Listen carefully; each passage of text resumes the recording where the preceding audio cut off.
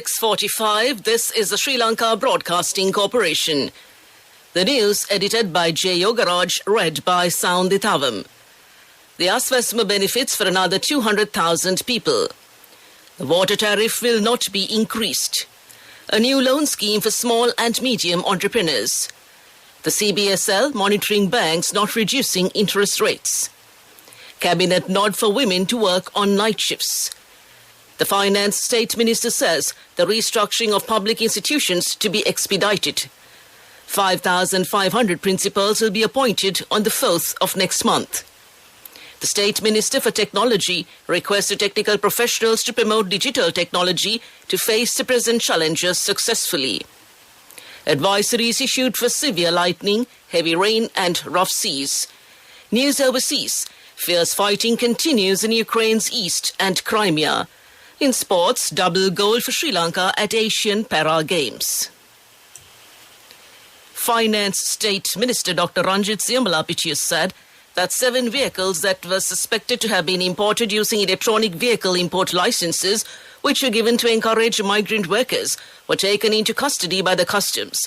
Investigations have commenced to find the vehicles suspected to have been sold. The number of vehicles that have been imported to Sri Lanka from the date of the relevant permission till October 16th is 119, and 75 of them have been imported by the same company.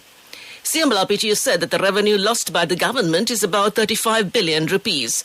He said that investigations are currently underway on the 4 issues of undervaluation, misappropriation, payment of taxes to the Inland Revenue Department, and whether the relevant vehicles were actually imported with the money of foreign workers. Meanwhile, the State Minister said a new loan scheme will be introduced to improve the SME sector of the country.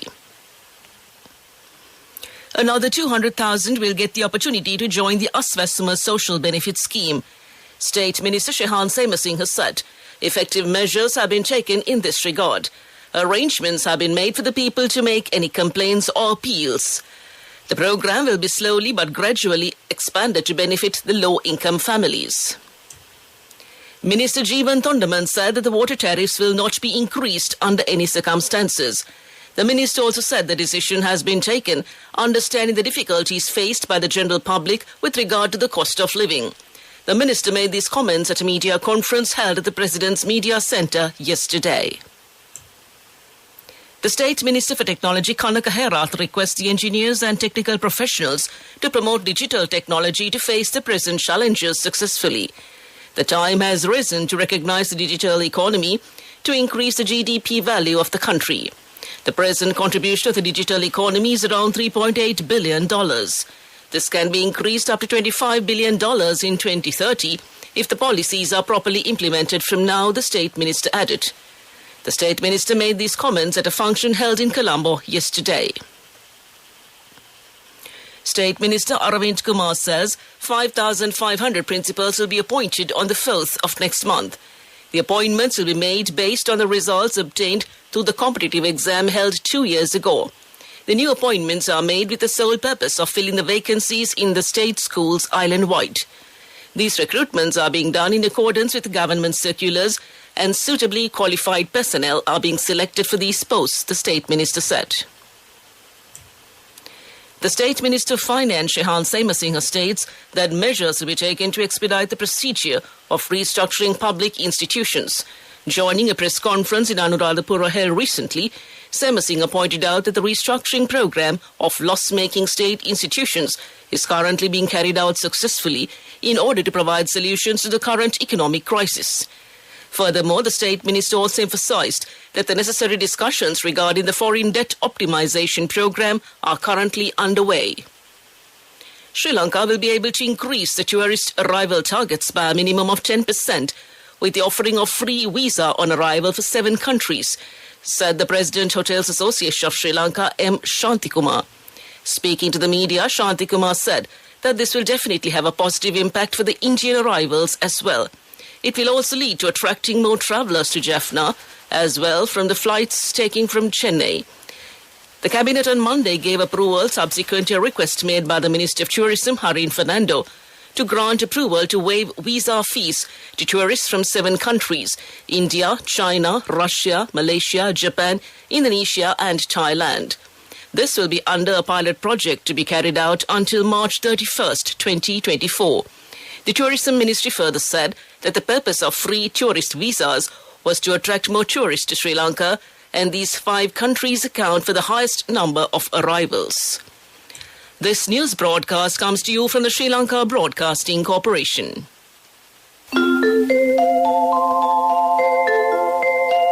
Cherished companion of microfinance banking, Samurdhi Community Bank.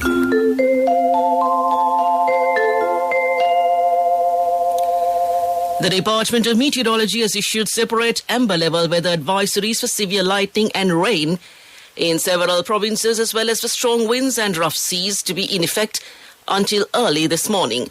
Accordingly, thunder showers accompanied by severe lightning are likely to occur at several places in the central, Sabragama, north central, eastern and Uva provinces, the Met Department said. There may be temporary localized strong winds during thunder showers.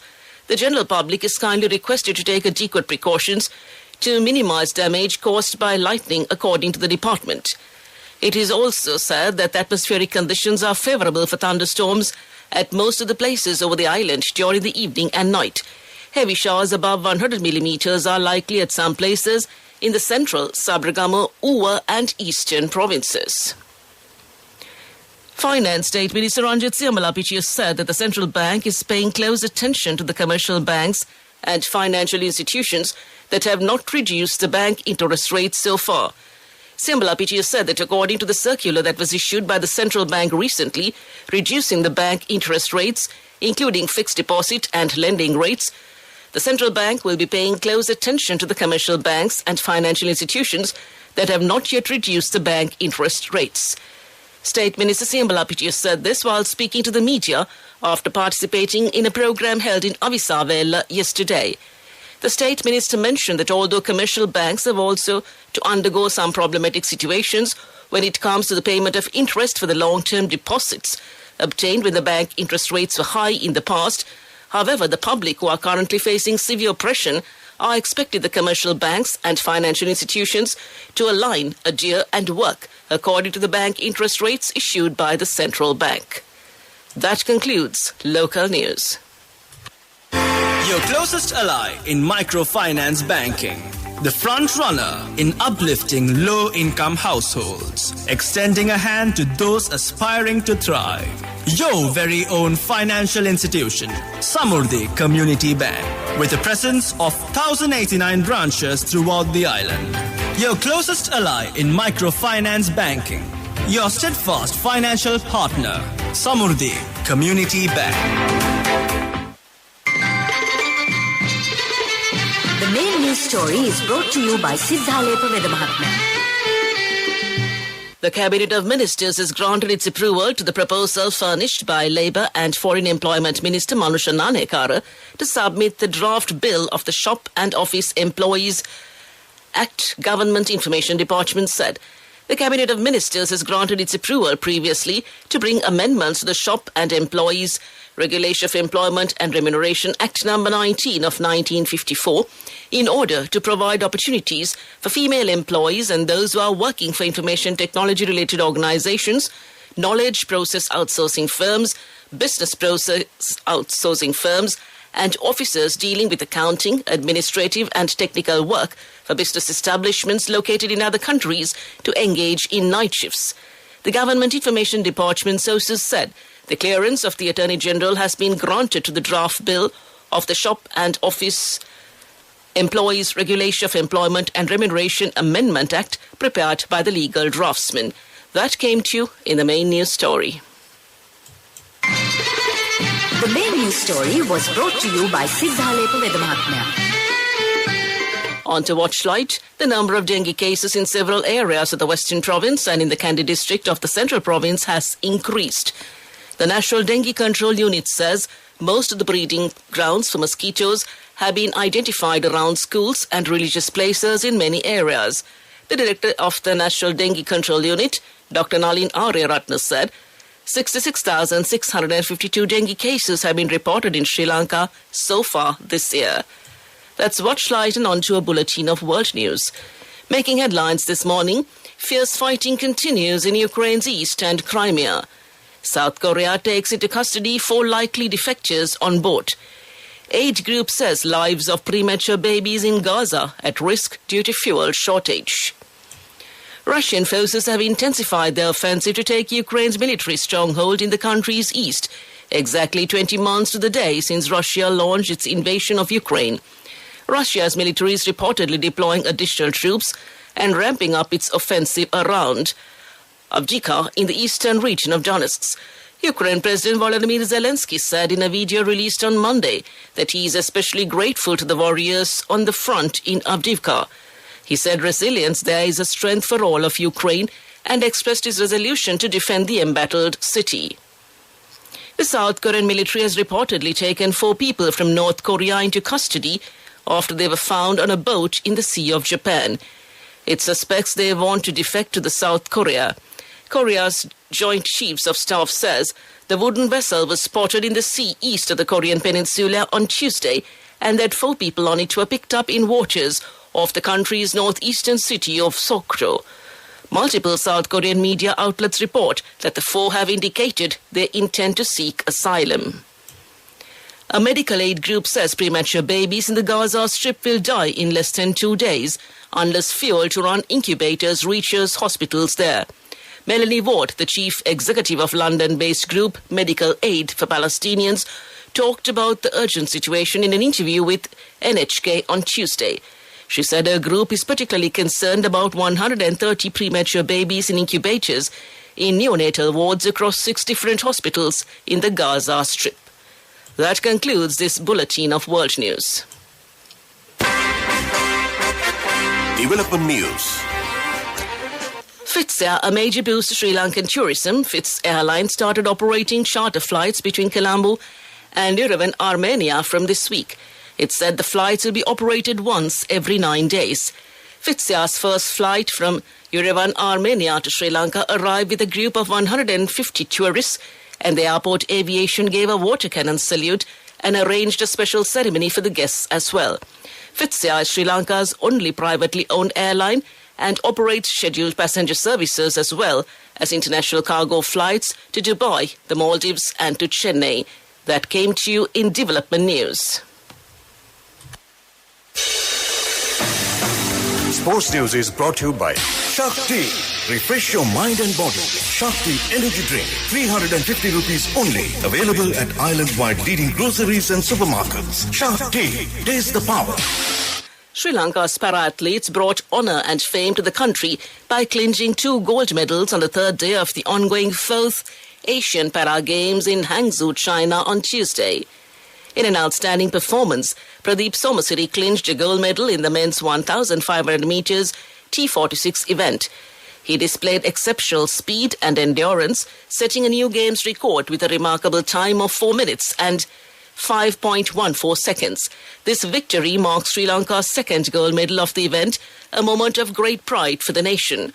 On the same day, Nuwan Indika further contributed to the medals tally by winning a gold medal in the men's 100 metres T4 event. He completed the race in an impressive time of 11.63 seconds, which also saw a new Asian Para Games record. That's sports news. Business news up next. Shakti. Refresh your mind and body with Shakti Energy Drink. 350 rupees only. Available at island-wide leading groceries and supermarkets. Shakti. Taste the power. Go ekaktiana youth ekata life eke change ekata niyameta set penna aswagena dekapuina habe karana youth ekata niyameta set penna friendship eka menna. The all-new NSB Itru account, NSB IAM, a plan for your dreams. Business news, sponsored by National Savings Bank, the safest place for your money.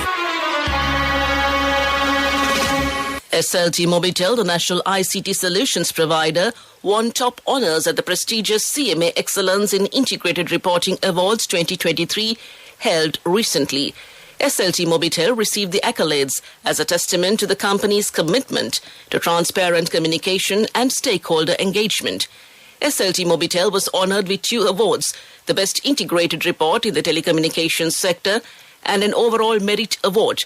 The Best Integrated Report in the Telecommunications Sector Award was presented to SLT Mobitel for its outstanding integrated report, a testament to the company's commitment to transparent communication and stakeholder engagement. That's business news. Economic news up next. Business News, sponsored by National Savings Bank, the safest place for your money.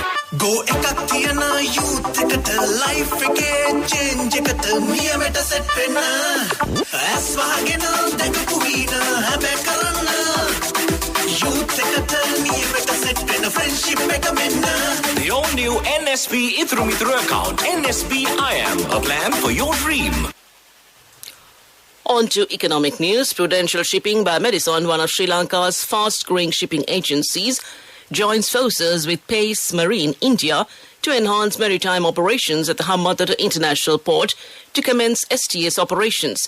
In the complex world of maritime commerce, the efficiency of port operations plays a pivotal role in global trade, and the introduction of ship-to-ship transfer operations at the HIP marks a significant milestone in the group's journey.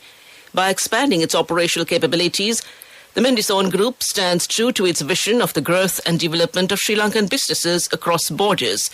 STS transfer operations involve the direct transfer of cargo, such as oil, liquefied petroleum gas, liquefied natural gas, and other bulk commodities between seafaring vessels.